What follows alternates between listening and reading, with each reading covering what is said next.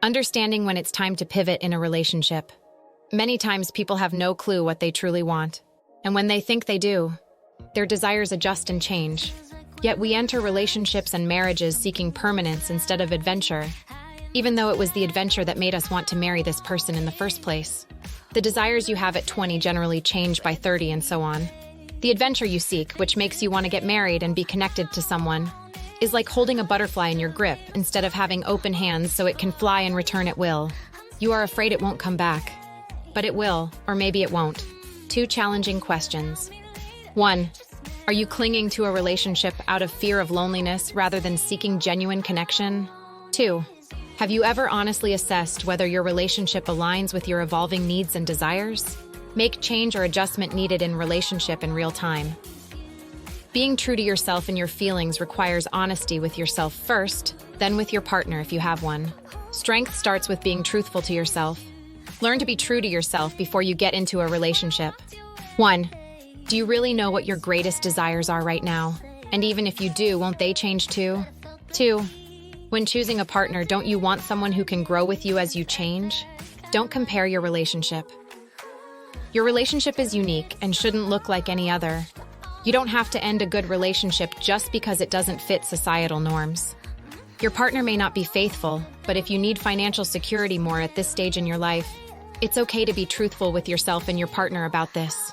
Your partner may need time to learn how to be faithful. Oh, you can't handle this kind of truth. It pops the bubble you live in. And even in that bubble, you are not happy. But you don't know yourself enough to admit it. Own the mix of ingredients that work for you. Your feelings give you a new opportunity to interpret truth. Like a snowflake, each relationship is unique. Cultivating a great relationship involves passionate curiosity about your partner, a willingness to learn, be surprised, unlearn, learn, and repeat. Your relationship should be as unique as a snowflake's patterns and last as long as your form of happiness together can hold. Certainty and change in relationships. When you show up in a relationship willing to disregard yourself, don't be surprised if your partner disregards you. Like attracts like, one of the brain's greatest needs is certainty. Marriage was created to provide permanence in emotionally volatile relationships. But divorce admits that certainty cannot be contracted.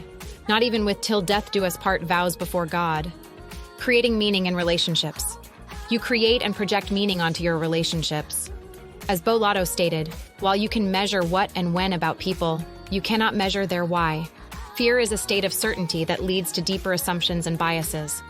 Blocking change and growth, especially in relationships. Conflict should be approached not to win, but to learn and understand. Innovate your relationship. We often adopt other people's absolutes about relationships without consulting ourselves. These absolutes are merely guesses by others. Understanding how your brain processes information is key. In Deviate, Bo Lotto argues that information is meaningless until we give it meaning based on past data from our ancestors and environment. If you avoid uncertainty, you miss the chance to create a new path for your relationship and life. Instead, you'll repeat what your parents had, missing the opportunity to innovate what relationships can be. Relating in marriage. Many couples stop relating after marriage. Marriage presumes a superior knowledge of your partner, leading to the expectation that they should not change. This is why people often say their partner changed after marriage. It's such an oxymoron, expecting someone to stop evolving just because they said, "I do." It's laughable, really, the silly things we believe because of those 2 words. The truth is, "I do" should signify the beginning of continuous growth and adaptation, not the end. Shocking the conscience about relationships. So what if everything you've been told about relationships is wrong? What if the ultimate act of love is not about finding someone who completes you, but about finding someone who complements you in your journey of continuous growth and self-discovery?